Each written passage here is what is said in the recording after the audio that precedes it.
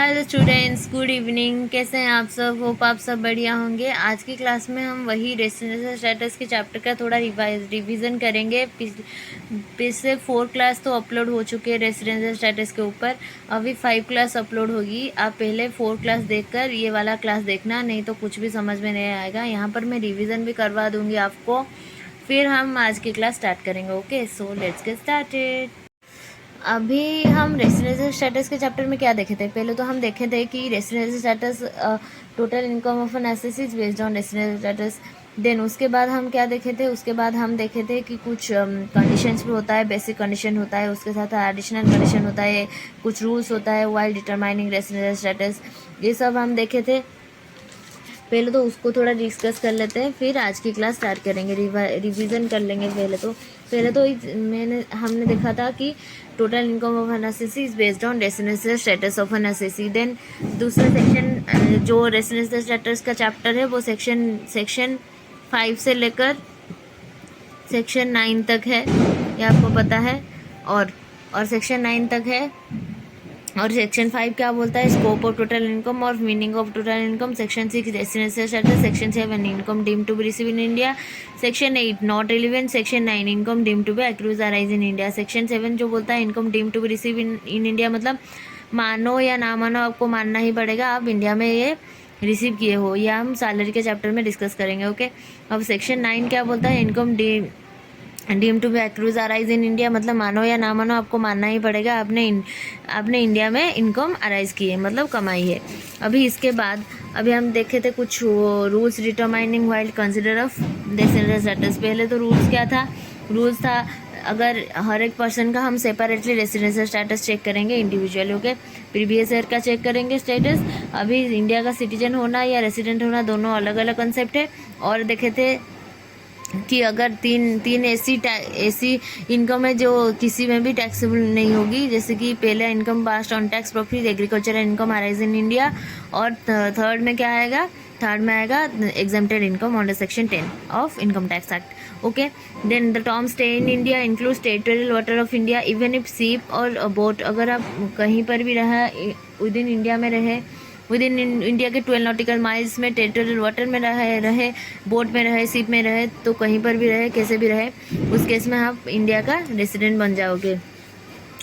और इंडिया का सिटीजन होना और रेसिडेंट होना अलग अलग कंसेप्ट है। जो पर्सन इंडिया का सिटीजन है ऐसा नहीं है कि वो इंडिया का रेसिडेंट हो सकता है।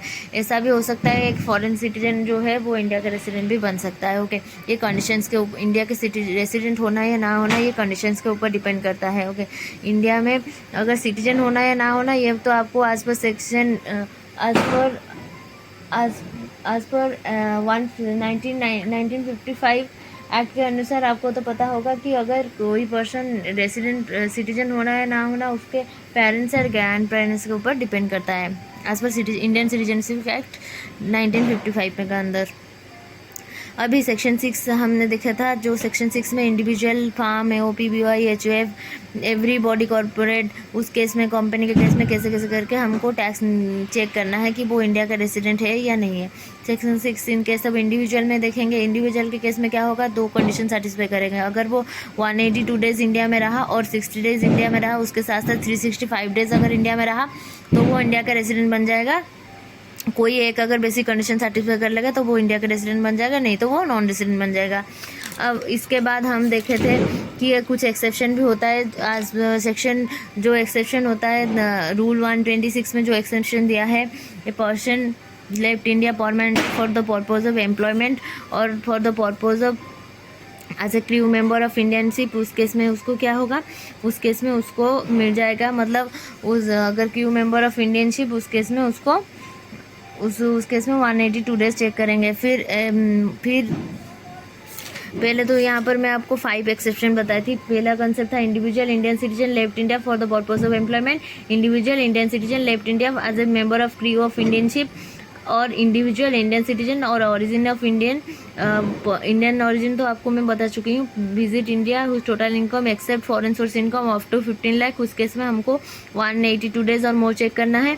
और एक कंसेप्ट इंडिविजुअल इंडियन सिटीजन और ओरिजिन ऑफ इंडियन सिटीजन और Indian origin visit India, total income, foreign source income except foreign source income more than 15 lakh, उस केस में 182 डेज तो है तो उसके साथ साथ 120 डेज भी है और प्लस में 365 डेज इन 411 प्रीवियस ईयर अगर वो सेटिस्फाई करेगा तो वो इंडिया का रेसिडेंट बन जाएगा। और इंडिविजुअल इंडियन सिटीजन 5 कंसेप्ट में था, individual Indian citizen, then total income except foreign source income is more than 15 lakh, not liable to pay tax in any other country, उस केस में वो डीम्ड रेसिडेंट बन जाएगा। अंडर सेक्शन 6(1)(a) में वो deemed resident बन जाएगा। Okay, उसके साथ साथ ये कॉन्सेप्ट हुआ, अगर वो दोनों का दोनों एडिशनल कंडीशन सेटिस्फाई करेगा तो एक पर्सन इंडिया में ROR बन जाएगा या RNOR बन जाएगा। अगर वो दोनों का दोनों एडिशनल कंडीशन आफ्टर चेकिंग, अगर हम पहले चेक करेंगे वो इंडिया का रेसिडेंट है या नहीं है, अगर वो इंडिया का रेसिडेंट बन गया तो उस केस में हम चेक करना है हमको एडिशनल कंडीशन क्या बोलता है, यहाँ पर 2 एडिशनल कंडीशन है, दोनों का दोनों एडिशनल कंडीशन हमको सेटिस्फाई करना होगा। तो पहला कंडीशन जो बोलता है 10 आउट ऑफ 10 प्रीसीडिंग प्रोफेसर एक पर्सन अगर किसी 2 साल अगर वो इंडिया में रेसिडेंट रहा तो उस केस में वो बन जाएगा इंडिया ROR। और उसके साथ साथ दूसरा कंडीशन है, अगर वो 730 डेज रहा इंडिया में 7 इमीडिएटली प्रीसीडिंग प्रीवियस ईयर में तो वो इंडिया का रेसिडेंट बन जाएगा। देन और इसके साथ साथ और भी 2 कॉन्सेप्ट है, किस 2 कैटेगरी पर्सन को हम मानेंगे कि वो हमेशा ही डीम्ड RNOR मान लेंगे। जैसे कि पहला वाला कॉन्सेप्ट था individual Indian citizen visit India for 120 days वाला जो कंडीशन है, उस केस में उसको फॉरेन सोर्स की इनकम को छोड़कर उसकी इनकम 15 लाख से ज़्यादा है, उस केस में उसको RNOR मानेंगे। और एक कंसेप्ट डीम्ड रेसिडेंट वाला, मतलब केस नंबर 4 और केस नंबर 5, उस दोनों केस को हम RNOR मानेंगे। ओके, अभी ये हो गया हमारा रिवीजन कंप्लीट। अभी आज की क्लास स्टार्ट करते हैं।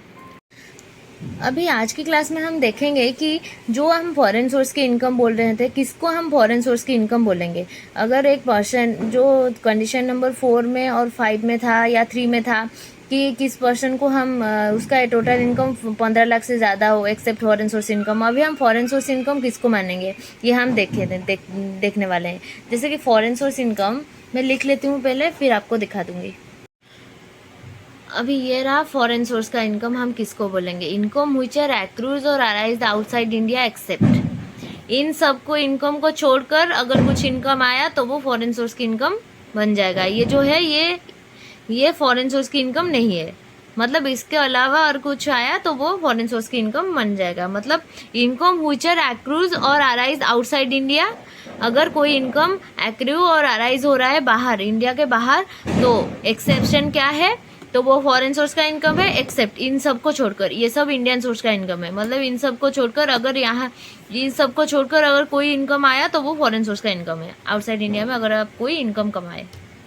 जैसे कि पहला पॉइंट क्या है, income deem to be accrues arise India under section, हमने सेक्शन 9 देखा था जहाँ पर क्या था, income deem to be accrues arise India, मतलब मानो या ना मानो आपको मानना ही पड़ेगा आपने वो इनकम इंडिया में कमाया है। जैसे कि then income from a business control from India, अगर कोई बिजनेस आपका बाहर सेटअप है बट उसका कंट्रोल यहाँ पर है, इंडिया से वो कंट्रोल हो रहा है, तो उस केस में कंट्रोल फ्रॉम इंडिया, इसका मतलब अलग है, मैं आपको समझाऊंगी। Okay, then income from profession setup in India, अगर कोई प्रोफेशन इंडिया में सेटअप है उससे कोई इनकम आप अराइज कर रहे हो तो उस केस में वो फॉरेन सोर्स की इनकम नहीं है। Then income arise in India received India, अगर इनकम इंडिया में कमा रहे हो इंडिया में रिसीव कर रहे हो तो वो फॉरेन सोर्स की इनकम नहीं है। ये कॉमन सेंस है, जैसे कि आपको तो समझ में आ गया होगा।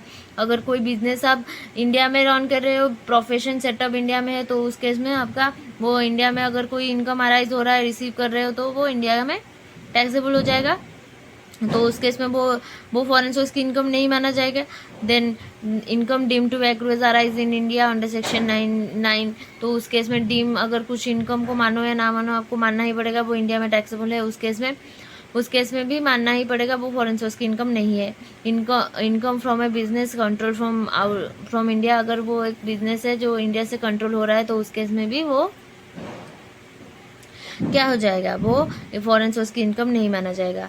Okay, then income from profession setup in India, अगर वो कोई प्रोफेशन इंडिया में सेटअप है उस केस में वो नहीं माना जाएगा फॉरेन सोर्स की income. Income arise in India receive in India, तो उस केस में भी वो नहीं माना जाएगा फॉरेन सोर्स की इनकम। अभी हम और एक सेक्शन देखेंगे, सेक्शन 5, उसके बाद सारा का सारा कंसेप्ट आज का कंप्लीट होगा। अभी जो सेक्शन 5 क्या बोलता है, स्कोप ऑफ टोटल इनकम और मीनिंग ऑफ टोटल इनकम। इसमें सिर्फ 4 ही कॉन्सेप्ट है, उसके बाद बहुत सारा कॉन्सेप्ट है। पहले तो हम 4 कॉन्सेप्ट क्लियर करते हैं। पहला क्या है, इसका सिर्फ ये कॉन्सेप्ट 4 पॉइंट में, ये सेक्शन 4 पॉइंट में खत्म होगा। जैसे कि पहला है इनकम अराइज इन इंडिया और deem to be arise in India. उस केस में वो तीनों के हाथ में भी टैक्सेबल होगा, जैसे कि ROR में भी होगा, RNOR में और NR में भी। आपको पता होगा कि ROR में सारा का सारा ग्लोबल इनकम टैक्सेबल होता है। Okay, then income received in India और deem to be receive in India, तो उस केस में भी वो तीनों के हाथ में टैक्सेबल होगा। ROR का मतलब आपको पता है रेसिडेंट और नॉट और ordinary resident but not ordinary resident. NR का मतलब नॉन रेसिडेंट। ओके, ROR कैसे बनेंगे, ये एडिशनल कंडीशन अगर हम सेटिस्फाई करेंगे, पिछले 10 साल से अगर कोई 2 साल हम इंडिया का रेसिडेंट रहे तो इंडिया में ROR बन जाएगा। उसके साथ साथ अगर 730 डेज 7 ईयर्स इमीडिएटली प्रेसिडेंट में रहे तो उस केस में भी हम ROR बन जाएंगे, नहीं तो वो हम RNOR बन जाएंगे। देन NR का कंसेप्ट आपको पता है, अगर हम दोनों बेसिक कंडीशन सेटिस्फाई नहीं करेंगे तो वो हम मतलब कोई एक भी बेसिक कंडीशन अगर हम सेटिस्फाई नहीं करेंगे तो हम NR बन जाएंगे। तो इनकम अराइज इन इंडिया और deem to be arise in India, मानो या ना मानो आपने अराइज किया है इंडिया में या आपने इंडिया में रियल में कमाया है, उस केस में तीनों के हाथ में टैक्सेबल होगा। और इनकम रिसीव्ड इन इंडिया और deem to be received in India, मतलब मानो या ना मानो आपको मानना ही पड़ेगा आप ये इनकम इंडिया में रिसीव किए हो, और कुछ इनकम अगर आप इंडिया में रिसीव किए हो तो उस केस में भी आपको डीम्ड इनकम हो, डीम रिसीव किया हो या खुद रिसीव भी किए हो तो उस केस में तीनों के हाथ में टैक्सेबल होगा। और 2 पॉइंट भी है। ओके, ये पॉइंट नंबर 1 है। पॉइंट नंबर 1 ये है। Point number 2, point number income arise in India और deem to be arise in India, income received in India और deem to be received in India, ये तीनों के हाथ में भी टैक्सेबल, ये भी तीनों के हाथ में टैक्सेबल। अभी 3 और 4 पॉइंट, 3 पॉइंट। पॉइंट नंबर 3 क्या बोलता है, income arise in India but business control from outside India and setup in India. अगर बिजनेस बाहर से कंट्रोल हो रहा है, इंडिया में अराइज हो रहा है और सेटअप इंडिया में है, तो उस केस में वो तीनों के हाथ में टैक्सेबल हो जाएगा। तो पहले आपको याद रखना है सेक्शन 5 ये बोलता है arise in India taxable, receive in India taxable, deem arise in India taxable, deem receive in India taxable, और income arise in India but control outside India and business setup in India, उस case में तीनों के हाथ में taxable. ROR के हाथ में, RNOR और NR के हाथ। ROR आपको पता है resident ordinary resident, RNOR resident not ordinary resident, NR मतलब नॉन रेसिडेंट। ROR कैसे बनते हैं, 2 एडिशनल कंडीशन सेटिस्फाई करेंगे तो वो एक पर्सन ROR बन जाएगा, अगर नहीं करेगा तो वो RNOR बन जाएगा। NR कब बनेगा, अगर वो पर्सन क्या करेगा, कोई एक बेसिक कंडीशन अगर वो सेटिस्फाई नहीं करेंगे तो वो NR बन जाएगा। ओके, यह सेक्शन 5 का शॉर्ट रिविजन। ओके, सो अभी सेक्शन 5 हम ब्रीफ में अगले क्लास में देखेंगे। So that's it for today, bye bye students.